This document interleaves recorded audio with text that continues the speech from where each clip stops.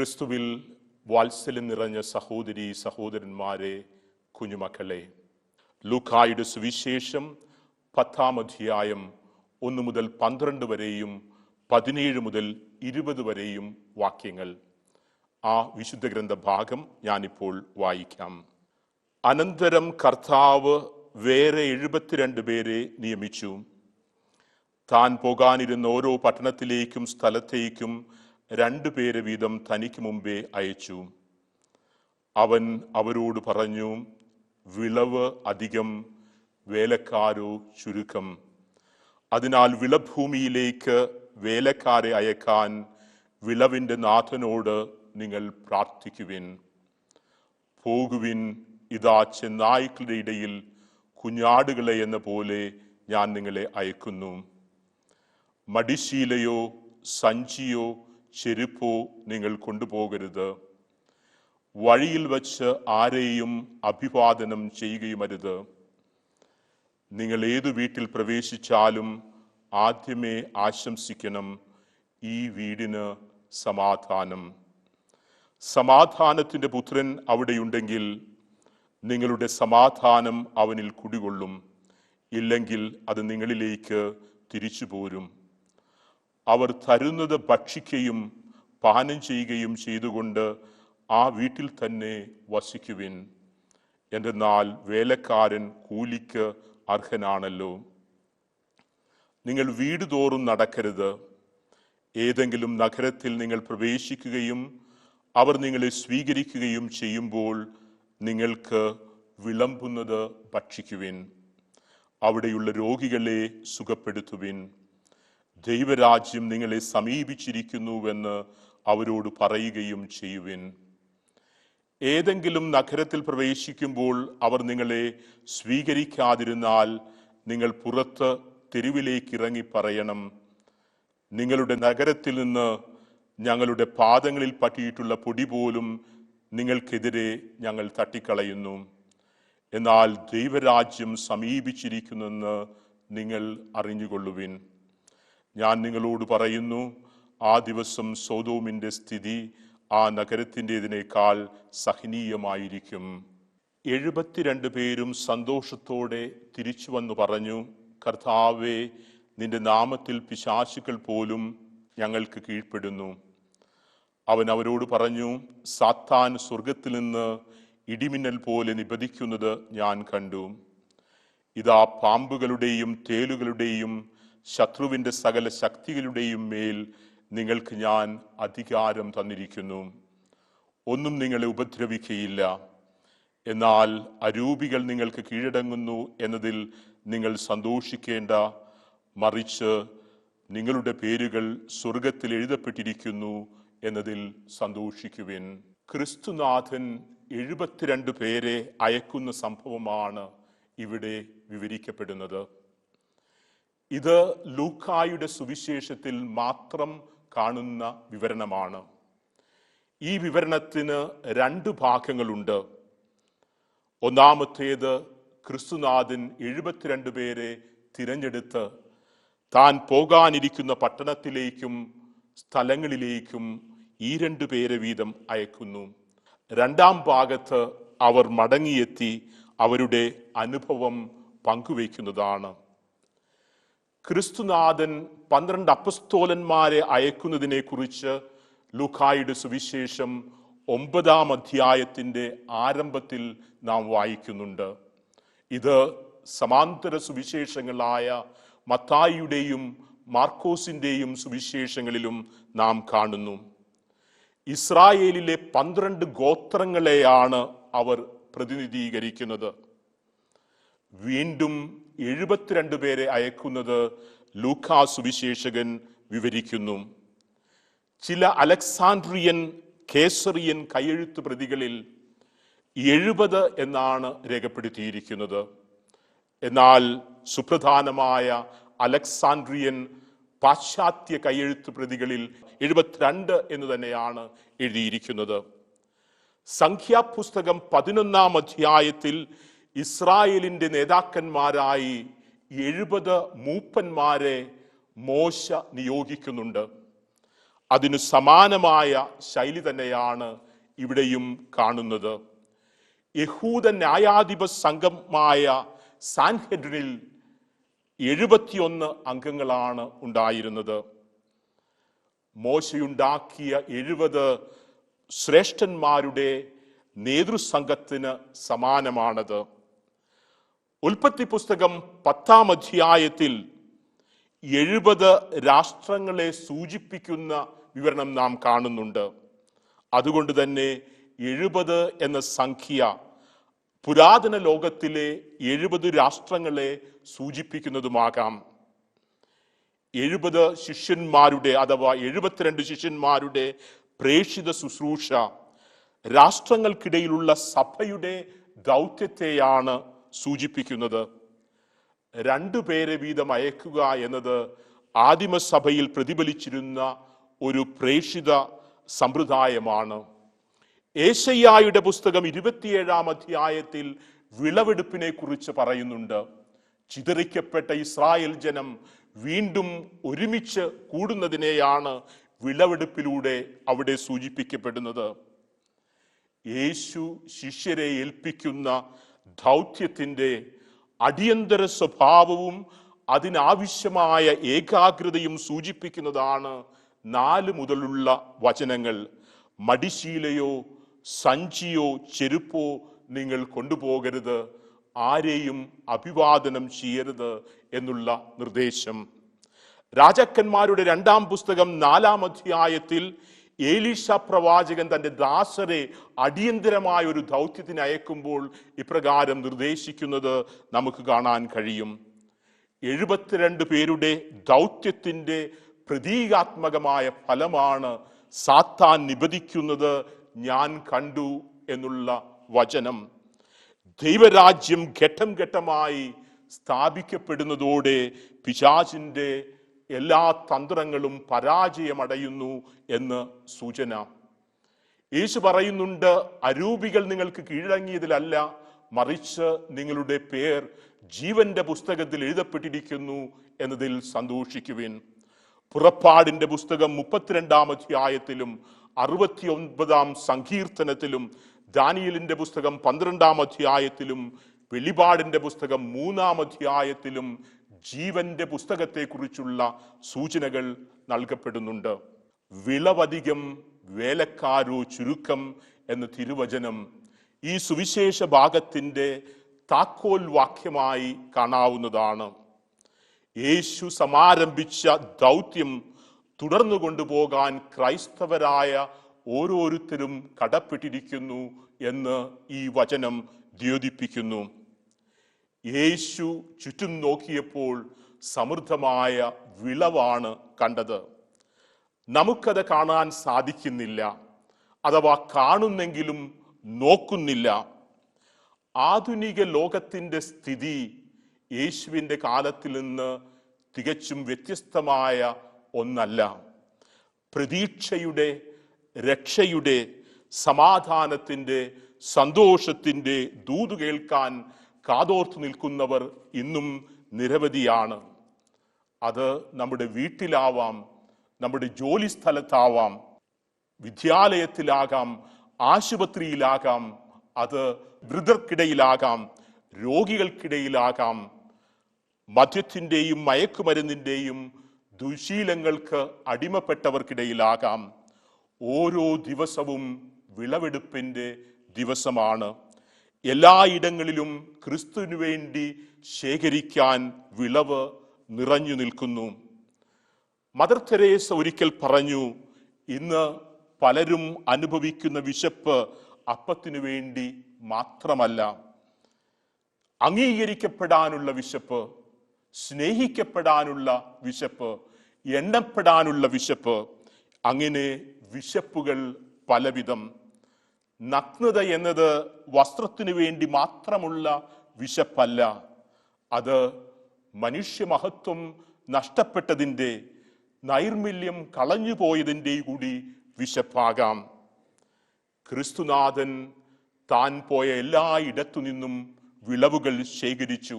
പ്രതീക്ഷയ്ക്ക് യാതൊരു വകയുമില്ലാത്ത ഇടങ്ങളിൽ നിന്ന് പോലും ചുങ്കക്കാരും പാപികളും സമൂഹത്തിൽ നിന്ന് പുറന്തള്ളപ്പെട്ടവരും അവന്റെ വാക്കുകൾ കേൾക്കാൻ വന്നു.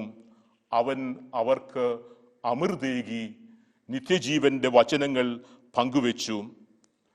ഒരുവൻ ക്രിസ്തു സന്ദേശവുമായി മുന്നോട്ട് നീങ്ങുമ്പോൾ ഉണ്ടാകാവുന്ന അപകടങ്ങളെക്കുറിച്ച്, വെല്ലുവിളികളെക്കുറിച്ച് യേശുനാഥൻ സൂചിപ്പിക്കുന്നുണ്ട്. അവിടുന്ന് പറയുന്നു, പോകുവിൻ, ഇതാ ചെന്നായ്ക്കളുടെ ഇടയിൽ കുഞ്ഞാടുകളെ എന്ന പോലെ ഞാൻ നിങ്ങളെ അയക്കുന്നു. ക്രിസ്തുവിനെ അനുധാവനം ചെയ്യുക എന്നത് ഒരിക്കലും ഒരു പട്ടുമെത്തയല്ല, കല്ലും മുള്ളും നിറഞ്ഞതാണ്. എന്നാൽ ആത്യന്തികമായ വിജയം ദൈവത്തിൻ്റെതാണ് എന്ന് ക്രിസ്തുനാഥൻ നമ്മെ പഠിപ്പിക്കുന്നു. അന്ധകാരത്തിൻ്റെ അഗാധതയിലും ദൈവം ഉണർന്നിരുന്ന് പ്രവർത്തിക്കുന്നു. വളഞ്ഞ വരയിലും നേരെ എഴുതാൻ കഴിയുന്നവനാണ് ദൈവം. ദൈവത്തിന് ഏറ്റവും വലിയ ദുരന്തത്തെ പോലും ഏറ്റവും വലിയ അനുഗ്രഹമാക്കി മാറ്റാൻ കഴിയും. അതാണ് ഉത്ഥാനത്തിൻ്റെ അന്തസത്ത. ഓരോ ക്രൈസ്തവനും ക്രിസ്തുവിനാൽ അയക്കപ്പെട്ടിരിക്കുന്നു. നാം പലപ്പോഴും കരുതുന്നത് വിശ്വാസം നമ്മുടെ രക്ഷയ്ക്ക് വേണ്ടി മാത്രം ഉള്ളതാണ് എന്നാണ്. പലരെ സംബന്ധിച്ചിടത്തോളവും വിശ്വാസം എന്നത് ഞായറാഴ്ച എടുത്ത് അണിയാനുള്ള ഒരാഭരണം മാത്രം. വിശ്വാസം ജീവിക്കാനുള്ളതും അപരനെ ശുശ്രൂഷിക്കാനുള്ളതുമായ ഒരു വിളിയാണ് എന്ന് നാം തിരിച്ചറിയണം. പലപ്പോഴും നമ്മുടെ ഉത്തരവാദിത്വം സ്പെഷ്യലിസ്റ്റുകൾക്കായി അഥവാ ഒരു മേഖലയിൽ പ്രാവീണ്യം നേടിയവർക്കായി മാറ്റിവെക്കാനാണ് നമുക്ക് താല്പര്യം. അങ്ങനെ ആത്മാവിൻ്റെ ദാഹം ശമിപ്പിക്കുകയും നാം നിഷ്ക്രിയരായി ഇരിക്കുകയും ചെയ്യുന്നു. നാം ഇവിടെ കാണേണ്ടത് ക്രിസ്തുനാഥൻ അയച്ചവരാരും സ്പെഷ്യലിസ്റ്റുകളായിരുന്നില്ല, ഏതെങ്കിലും ഒരു മേഖലയിൽ പ്രാവീണ്യം നേടിയവരായിരുന്നില്ല. മറിച്ച് തികച്ചും സാധാരണക്കാരും സാധാരണക്കാരിൽ സാധാരണക്കാരുമായിരുന്നു. അവർക്ക് വലിയ പരിശീലനമില്ലായിരുന്നു, വലിയ വിദ്യാഭ്യാസമില്ലായിരുന്നു. എന്നിട്ടും അവർ യേശുവിൻ്റെ ഉപകരണങ്ങളും സഹപ്രവർത്തകരുമായി ദൈവരാജ്യം പ്രഘോഷിക്കുവാൻ ദൈവം അവരെ ക്രിസ്തുവിലൂടെ സവിശേഷമായി തിരഞ്ഞെടുക്കുകയും ക്രിസ്തുനാഥൻ അവരെ ജനങ്ങളിലേക്ക് പറഞ്ഞയക്കുകയും ചെയ്തു. നമുക്കും നമ്മുടെ ഒരു ഭാഗം ചെയ്യാനുണ്ട്. നമുക്ക് എല്ലായിടത്തും ആയിരിക്കുക സാധ്യമല്ല. എന്നാൽ ചിലയിടങ്ങളിൽ ആയിരിക്കുവാൻ നാം കടപ്പെട്ടിരിക്കുന്നു. അല്ല എങ്കിൽ ക്രിസ്തുവിന് വേണ്ടി ചെയ്തു തീർക്കേണ്ടത് ഒരിക്കലും നിറവേറപ്പെടാതിരിക്കുക തന്നെ ചെയ്യും. നമുക്ക് മാത്രം കടന്നു ചെല്ലാനാവുന്ന ചിലയിടങ്ങളുണ്ട്. നമുക്ക് വേണ്ടി മാത്രം തുറക്കപ്പെടുന്ന ചില വാതിലുകൾ. താൻ പോകാനിരുന്നിരുന്ന എല്ലാ സ്ഥലങ്ങളിലേക്കും യേശുനാഥൻ ശിഷ്യരെ അയക്കുന്നു. സന്ദേശവാഹകൻ ഒരിക്കലും ക്രിസ്തുവിന് പകരക്കാരനാകുന്നില്ല. സന്ദേശവാഹകന്റെ ദൗത്യം ക്രിസ്തുവിന് വേണ്ടി വഴിയൊരുക്കുക എന്നതാണ്. നാം മനസ്സിൽ സൂക്ഷിക്കേണ്ട സുവിശേഷ സന്ദേശം ഇതാണ്. സുവിശേഷം എന്നുള്ളത് ജീവിക്കാനുള്ളതാണ്. അത് അധരങ്ങൾ കൊണ്ട് ആവർത്തിക്കാൻ മാത്രമുള്ളതല്ല, അത് ശുശ്രൂഷയ്ക്ക് വേണ്ടിയുള്ളതാണ്. പ്രവൃത്തി കൂടാതെയുള്ള വിശ്വാസം വൃഥാവിലാണ് എന്ന് യാക്കോബ് അപ്പോസ്തലൻ നമ്മെ ഓർമ്മപ്പെടുത്തുന്നുണ്ട്. യാക്കോബിന്റെ ലേഖനം 2-ാം അധ്യായം 18-ാം വാക്യം ഇതാണ് വ്യക്തമാക്കുന്നത്. അതിനാൽ പ്രിയപ്പെട്ടവരെ, നമ്മുടെ വിശ്വാസം വെറും അധര വ്യായാമമായി അധപ്പതിക്കാതെ വിശ്വസിക്കുന്നത് ജീവിക്കുവാനും ജീവിതം കൊണ്ട് വിശ്വാസത്തിന് സാക്ഷ്യമേകുവാനും മറ്റുള്ളവർക്ക് ശുശ്രൂഷ ചെയ്യാനും നമുക്ക് പരിശ്രമിക്കാം. സർവശക്തൻ അതിന് നിങ്ങളെ ഓരോരുത്തരെയും പ്രാപ്തരാക്കട്ടെ. ആമേൻ.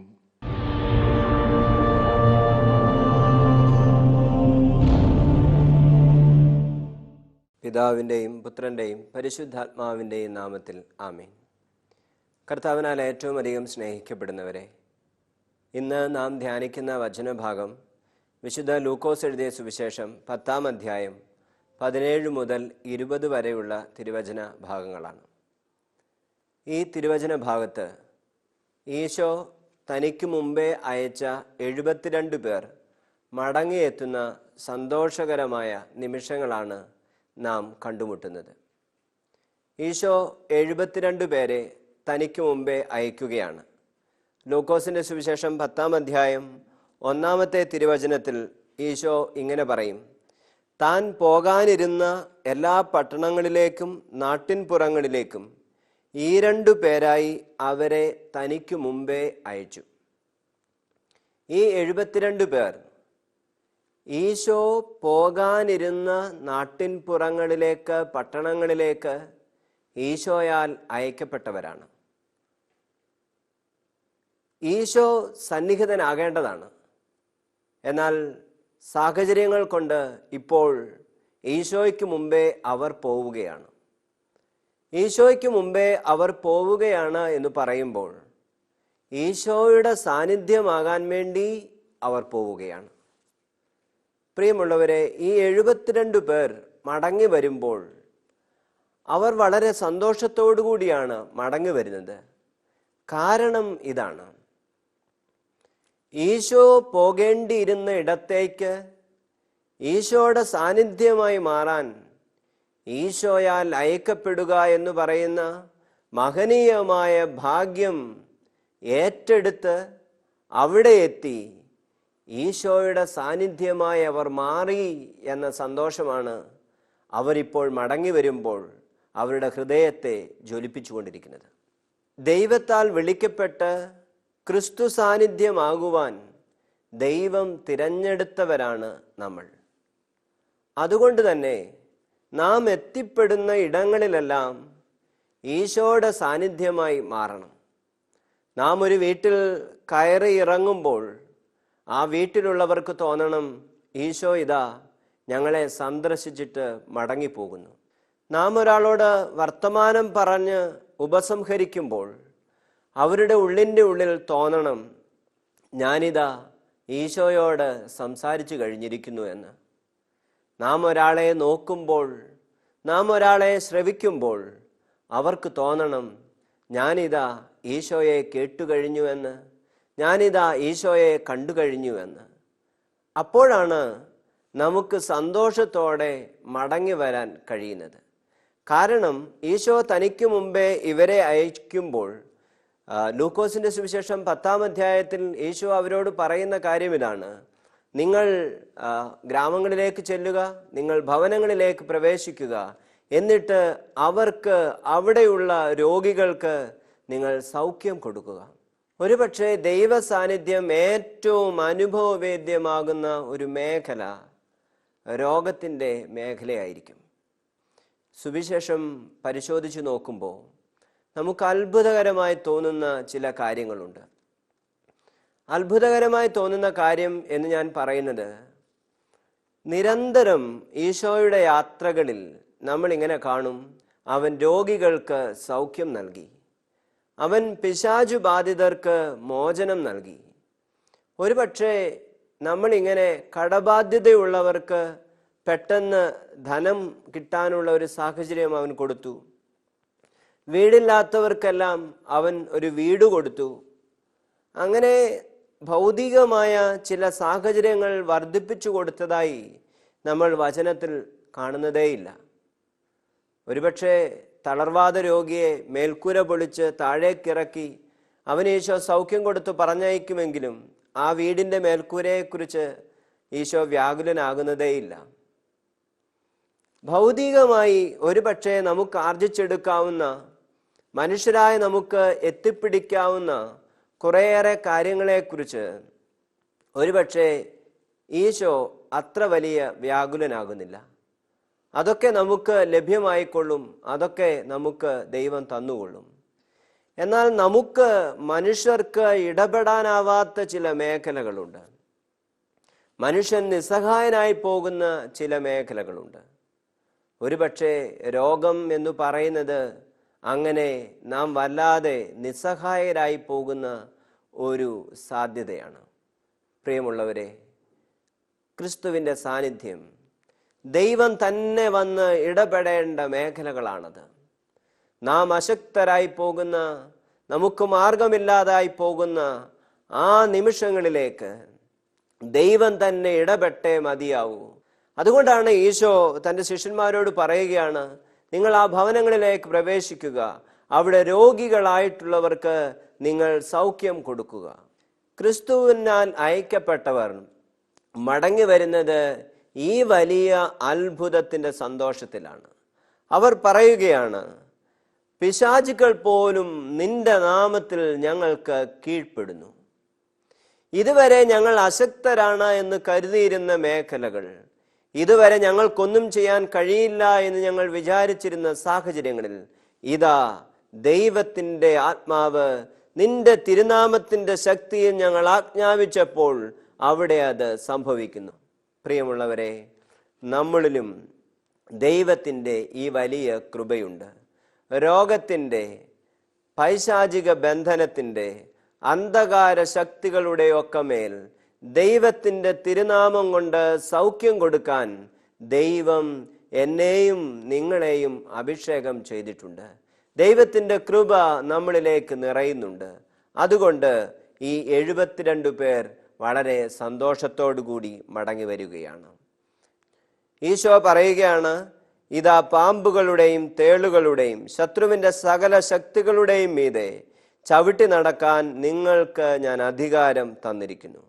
പാമ്പുകളും തേളുകളും പാലസ്തീനായിലെ അന്നത്തെ ഭൂപ്രദേശത്ത് ധാരാളമായി ഉണ്ടായിരുന്ന ഒന്നാണ്. അത് ജനങ്ങളെ പേടിപ്പെടുത്തിയ ഒന്നാണ്. എന്നാൽ ഭൗതികമായ ആ ഒരു സാഹചര്യത്തെക്കുറിച്ചല്ല ഈശോ ഇവിടെ ഇത് പറയുന്നത്. പകരം പാമ്പുകളും തേളുകളും പഴയ നിയമത്തിലുടനീളം പിശാചിൻ്റെ അടയാളങ്ങളാണ്, പിശാചിനെ സൂചിപ്പിക്കുന്ന പ്രതീകങ്ങളാണ്. അതുകൊണ്ട് പൈശാചികമായ എല്ലാ അന്ധകാര ശക്തികൾക്കും മേലാണ് ഈ 72 പേരായി ക്രിസ്തുവിനാൽ അയക്കപ്പെടുന്നവർക്ക് അധികാരം ലഭിച്ചിരിക്കുന്നത്.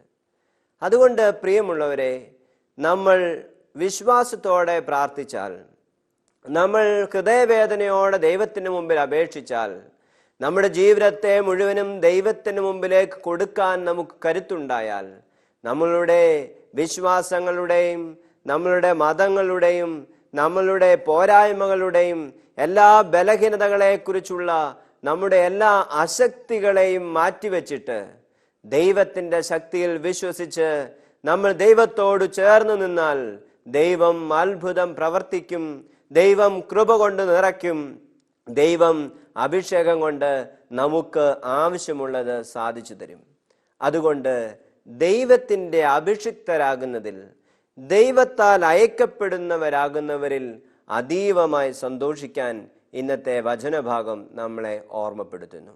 ദൈവത്താൽ അയക്കപ്പെട്ടവരാണ് എന്ന ഓർമ്മയിൽ, ദൈവവചനത്തിൻ്റെ ശക്തിയിൽ നമ്മൾക്ക് അവിടെ അത്ഭുതം പ്രവർത്തിക്കാൻ കഴിയും എന്ന് നമ്മൾ വിസ്മരിച്ചു പോകരുത്. നമ്മൾ ദൈവത്താൽ അയക്കപ്പെട്ടവരാണ്, ക്രിസ്തു സാന്നിധ്യമുള്ളവരാണ്. അതുകൊണ്ട് നമുക്ക് പിശാചുക്കളുടെ മേൽ അധികാരമുണ്ട്. ദൈവത്തിൻ്റെ കൃപ നിറയ്ക്കാൻ, ഒന്ന് പ്രാർത്ഥിക്കാൻ, മറ്റുള്ളവരെ ഒന്ന് സ്വാന്തനിപ്പിക്കാൻ നമുക്കെല്ലാവർക്കും അധികാരം ദൈവം നൽകിയിട്ടുണ്ട് എന്ന് മറന്നു പോകരുത്. ഒപ്പം ഓർക്കുക, അങ്ങനെയൊക്കെ ചെയ്യുമ്പോൾ നിങ്ങൾ സന്തോഷിക്കുക. കാരണം അത്ഭുതം നടന്നതിൻ്റെ പേരിലല്ല, പകരം ദൈവത്തിൻ്റെ കൺമുമ്പിൽ നിങ്ങളുടെ പേരുകളുണ്ട് എന്ന് ഓർക്കുന്നതിനാണ്.